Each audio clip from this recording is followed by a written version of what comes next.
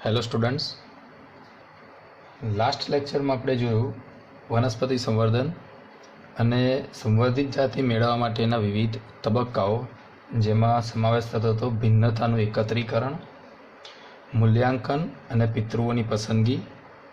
ત્રીજું જે સ્ટેપ હતું એ છે પસંદ કરેલ જે પિતૃઓ છે એની વચ્ચે પરસંકરણ એટલે કે ક્રોસ બ્રીડિંગ, ઉચ્ચ પુનઃસંયોજિત જાતોની પસંદગી અને પરીક્ષણ, અને ત્યારબાદ છેલ્લે જે નવી જાત મળે છે એ નવી જાતિનું પરીક્ષણ કરી તેની શું કરવાની છે, વેચાણ.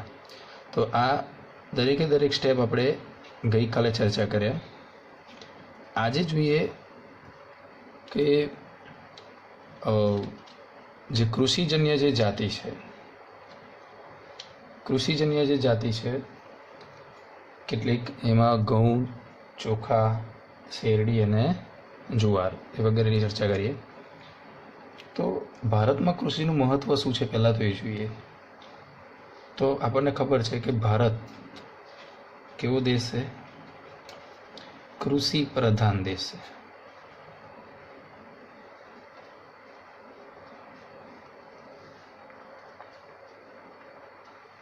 અને આપણા દેશની 62% જે વસ્તી છે, વસ્તીના 62% લોકો એ શેની પર નભે છે, ખેતી પર નભે છે. તો આઝાદી પછી મોટી સમસ્યા એ હતી કે જે પ્રમાણે વસ્તી છે એ પ્રમાણે પૂરતું ઉત્પાદન થઈ શકતું ન હતું. તો 1960ની અંદર વનસ્પતિ સંવર્ધન પ્રોગ્રામ દ્વારા આધુનિક તકનિકનો ઉપયોગ કરવામાં આવ્યો અને ઘઉં અને ચોખાનું ઉત્પાદન શું થયું, વધ્યું. ઘઉં અને ચોખાના ઉત્પાદનમાં વધારો થયો. તો આ જે સમયગાળો છે, ત્યારબાદ આને કહેવામાં આવ્યું હતું હરિયાળી ક્રાંતિ. આને શું કહેવામાં આવે છે, હરિયાળી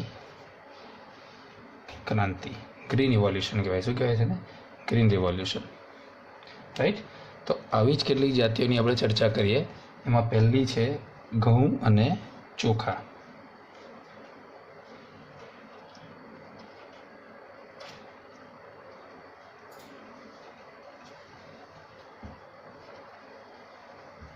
મેં પહેલાં જ કીધું હતું વનસ્પતિ સંવર્ધનનું મુખ્ય એક પાસું એ છે કે ઉત્પાદનમાં વધારો થવો અને રોગપ્રતિકારક શક્તિ કેવી હોવી જોઈએ, વધારે. બરાબર. તો પહેલાં આપણે ઉત્પાદનની દ્રષ્ટિએ જોઈએ, ઘઉં અને ચોખાની વાત કરીએ તો 1960થી લઈ 2000 સુધીનો જે સમયગાળો છે હરિયાળી ક્રાંતિવાળો, એ દરમિયાન ઉત્પાદનની વાત કરીએ તો ઘઉંનું ઉત્પાદન જે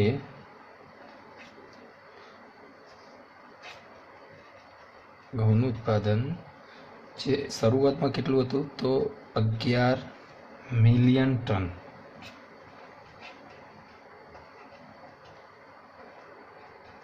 તેથી વધ્યું અને કેટલું થયું, 75 મિલિયન ટન થયું. એ જ રીતે ચોખાની વાત કરીએ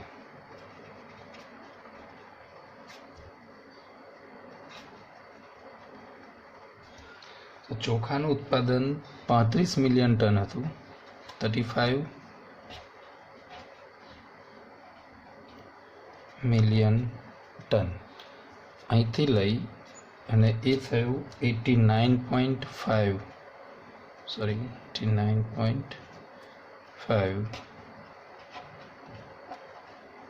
મિલિયન ટન. તો આવું શક્ય કેમ બન્યું? તો આ દરમિયાન જે ઘઉં અને ચોખાની જે જાતિ વાપરવામાં આવી હતી એ જાતિ કઈ હતી, અર્ધ વામન જાતનો ઉપયોગ. આ દરમિયાન ઘઉં અને ચોખાની કઈ જાત વાપરવામાં આવી હતી? અર્ધવામન જાત. હવે અર્ધવામન જાત કેમ વાપરવામાં આવે એનું કારણ સમજાવું. અર્ધવામન જાત એ કેવી હોય છે? ટૂંકી હોય. ટૂંકી હોવાના કારણે એમની પ્રકાંડની લંબાઈ કેવી હોય છે? ઓછી. જો વધારે લાંબુ પ્રકાંડ હોય તો જે પ્લાન્ટ છે શું થઈ શકે છે? નમી જઈ શકે છે. પરંતુ જો પ્રકાંડ ટૂંકું હશે તો એ પ્લાન્ટ નમી જતો નથી અને પરિણામે ઉત્પાદન સારું મળે છે. રાઈટ. તો હવે જોઈએ આ અર્ધવામન જાત કઈ જાત ક્યાં વિકસાવવામાં આવી હતી? તો પહેલાં ઘઉં અને મકાઈ. ઘઉં અને મકાઈની અર્ધવામન જાત સૌપ્રથમ એ international centre for wheat and maize improvement, એટલે કે ઘઉં અને મકાઈના આંતરરાષ્ટ્રીય સુધારણા કેન્દ્ર. ઘઉં અને મકાઈના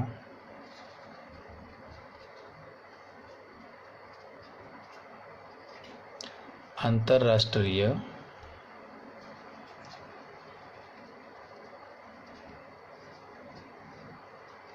સુધારણા કેન્દ્ર કે જે ક્યાં છે? મેક્સિકો.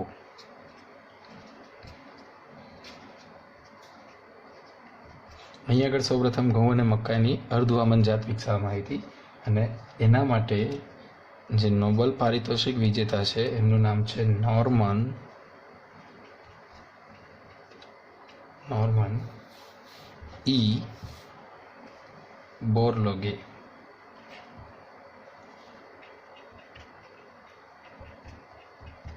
રાઈટ. અમને આ કાર્ય માટે નોબેલ પારિતોષિક એનાયત કરવામાં આવ્યું હતું.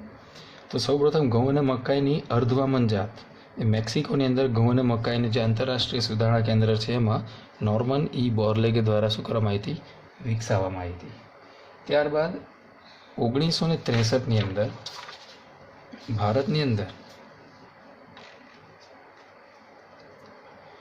1963માં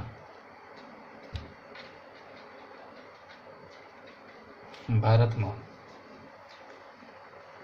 જે વિસ્તારની અંદર ઘઉંનું ઉત્પાદન કરવામાં આવે છે એવી જગ્યાએ ઉચ્ચ ઉત્પાદન આપતી અને રોગ પ્રતિકારકતા દર્શાવતી બે જાત સોનાલિકા અને કલ્યાણ સોનાની જાતનો ઉપયોગ કરવામાં આવ્યો. તો ભારતમાં કઈ બે જાતિ? ઘઉંની બે જાત કઈ? તો સોનાલિકા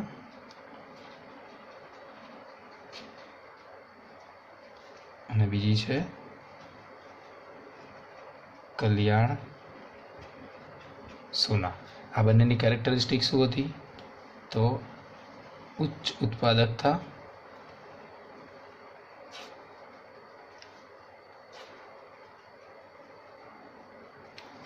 અને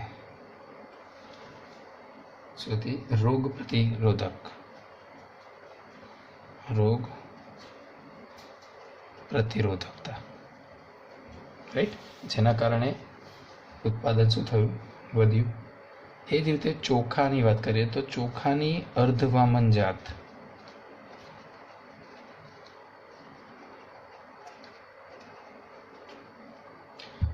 એમાં એક છે IR8,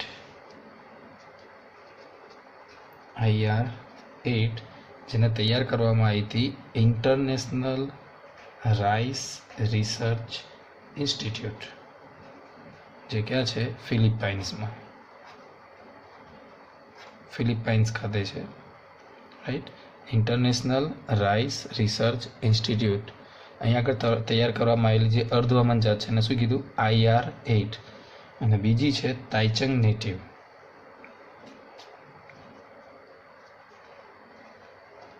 તાઇચંગ નેટિવ 1. રાઈટ. આને તૈયાર કરવામાં આવી હતી તાઇવાનની અંદર. આ બંને કેવી છે? અર્ધવામન જાત. ઓકે. 1966માં ભારતની અંદર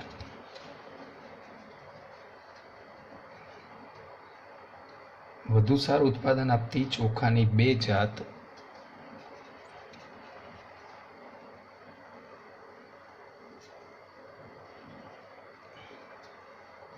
જયા અને રત્ના આ બંનેનો ઉપયોગ કરવામાં આવ્યો કે જેની કેરેક્ટરિસ્ટિક્સ હતી વધુ ઉત્પાદન. ઓકે, તો આ રીતે ઘઉં અને ચોખાની અર્ધવામન જાતનો ઉપયોગ કરવામાં આવ્યો જેથી કરીને ઉત્પાદકતામાં શું થાય? વધારો. ત્યારબાદ શેરડીની વાત કરીએ તો શેરડીની ઘણી બધી જાતો છે, જેમાંની ઉત્તર ભારતની અંદર ઉગાડવામાં આવતી હતી એક જાત, ઉત્તર ભારતની એક જાત છે જેનું નામ છે સેક્કેરમ બારબેરી. સેક્કેરમ બારબેરી. સેક્કેરમ બારબેરીની ઉત્પાદકતા વધારે છે, ઉત્પાદકતા વધુ છે, પણ શર્કરાનું પ્રમાણ એમાં કેવું છે? ઓછું. સામે દક્ષિણ ભારતની અંદર ઉગાડવામાં એક જાત આવે છે, દક્ષિણ ભારતની અંદર જે જાત ઉગાડવામાં આવે છે એ છે સેક્કેરમ ઓફિસિનેરમ. સેક્કેરમ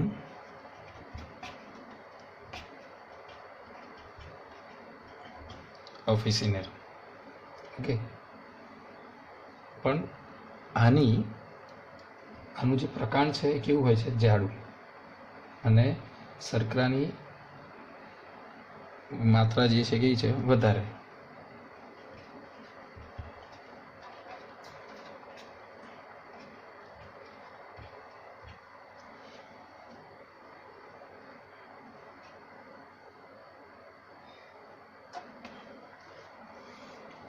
રાઈટ. સોરી, અહીંયા ઉત્પાદકતા, આની ઉત્પાદકતા પ્રકાંડ જાડું છે એટલે વધારે છે, શર્કરાનું પ્રમાણ આમાં ઓછું છે. રાઈટ, પ્રકાંડ જાડું, શર્કરા કેવી હોય છે? વધુ. તો આ બંને જાતના કોમ્બિનેશનથી એવી જાત ઉગાડવામાં આવી, પણ આ જે જાત એવી છે દક્ષિણ ભારતની જાત જે ઉત્તર ભારતમાં ઉગાડી શકાતી ન હતી. તો આ બંને જાત વચ્ચે કોમ્બિનેશન કરી એવી જાત ઉગાડવામાં આવી કે જે ઉત્તર ભારતમાં ઉગી શકે.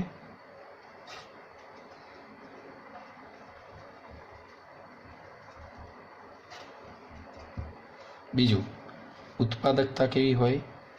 વધુ. રાઈટ, અને શર્કરાનું પ્રમાણ પણ કેવું હોય? વધુ. તો આવી જાત તૈયાર કરવામાં આવી કે જે ભારતના દરેક ખૂણે શું કરી શકાય? ઉગાડી શકાય છે. રાઈટ. ત્યારબાદ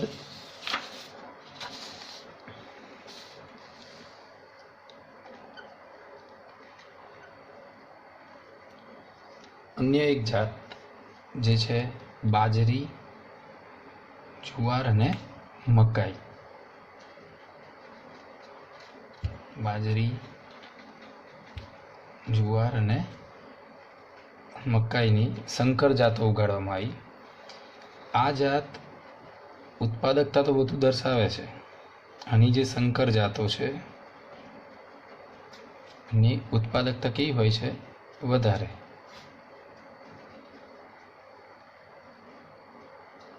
જોડે જોડે પર્યાવરણીય જે ફેક્ટર છે, જેમ કે પાણીનું પ્રમાણ જો ઓછું હોય તો પણ ઉત્પાદકતા કેવી થાય છે? ઘટે. તો આ જે જાત છે એ ઓછા પાણીમાં પણ શું કરે છે?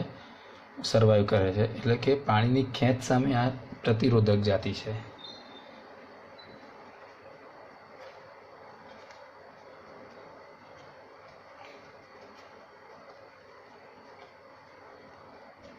પાણીની ખેંચ સામે પણ આ કેવી છે? પ્રતિરોધક જાતિ. રાઈટ. તો આ વાત થઈ ઉત્પાદનમાં વધારો. તો વનસ્પતિ સંવર્ધનની અંદર ઉત્પાદકતામાં વધારો તમે બે રીતે કરી શકો છો. નંબર 1, એને એવી જ સંકર જાત તૈયાર કરો કે જેની ઓલરેડી ઉત્પાદકતા કેવી હોય? વધારે. અને નંબર 2, બીજું કારણ ખોરાકમાં ઘટાડાનું કારણ બીજું એ છે કે જો પાકની અંદર કોઈ રોગ લાગુ પડે તો પણ ઉત્પાદકતા શું થાય છે? ઘટે છે. તો કેટલાક સૂક્ષ્મ જીવ છે જે પાકને શું કરે છે, નુકસાન પહોંચાડે છે. બરાબર. તો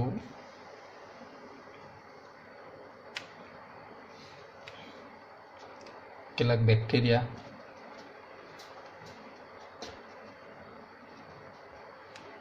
ફૂગ અને કેટલાક વાયરસજન્ય રોગો,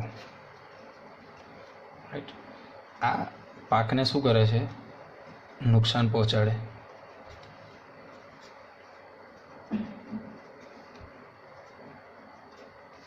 જેના કારણે કેટલીક વખત 20થી 30% પાકને શું થાય છે, નુકસાન થાય, અથવા તો ક્યારેક સંપૂર્ણ પાક શું થાય છે, નાશ પામે. તો હવે બીજી જરૂરિયાત ઊભી કઈ થાય કે એવી જાત તૈયાર કરવી કે જે આવા રોગકારકો સામે શું કરી શકે, પ્રતિકાર કરી શકે અને આપણે પાકનું ઉત્પાદન શું કરી શકીએ, વધારે કરી શકીએ. તો આવી પરિસ્થિતિની અંદર રોગપ્રતિકારક જાત એ સંવર્ધન દ્વારા આપણે શું કરી શકીએ છીએ, બનાવી શકીએ છીએ. બીજું, જો પાકને જ આપણે એવી રીતે તૈયાર કરીશું કે એ પોતે જ આવા રોગકારકોનો શું કરી શકે, સામનો કરી શકે, તો આપણી જે ફૂગનાશક કે કીટનાશકો ઉપર જે આપણે આધાર રાખીએ છીએ એ પણ શું કરી શકાય, ઘટાડી શકાય. રાઈટ. તો આપણે કીટનાશકો અને ફૂગનાશકોનો ઉપયોગ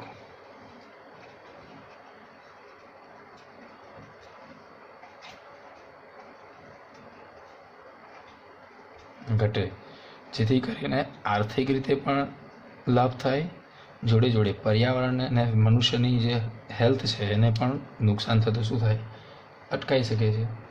રાઈટ.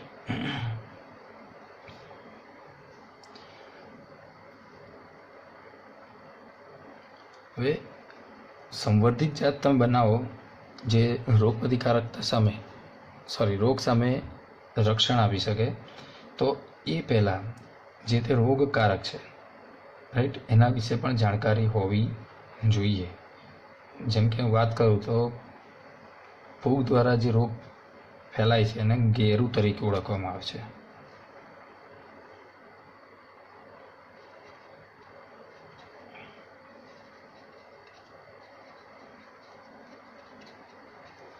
શું કહીશું એને આપણે, ગેરુ કે રસ્ટ તરીકે ઓળખવામાં આવે છે. ઉદાહરણ તરીકે શેરડીની અંદર લાલ સડો થાય છે.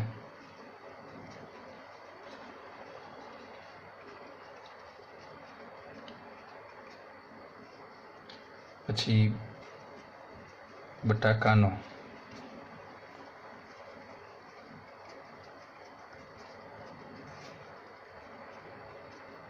પાછોતરો સુકારો, ઉપરાંત જો એક ઘઉંમાં ભૂરો ગેરો. તો આ બધા શું છે, તો ફૂગને લીધે થતા રોગ છે. આનો રોગકારક કોણ છે,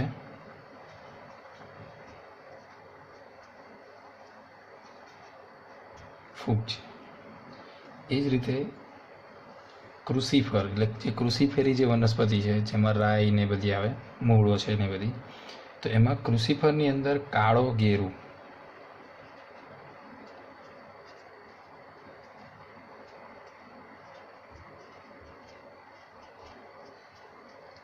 આનો જે રોગકારક છે એ છે બેક્ટેરિયા. તો બેક્ટેરિયાજન્ય રોગ થયો. એ જ રીતે આપણને ખબર છે તમાકુની અંદર કિરમીર રોગ,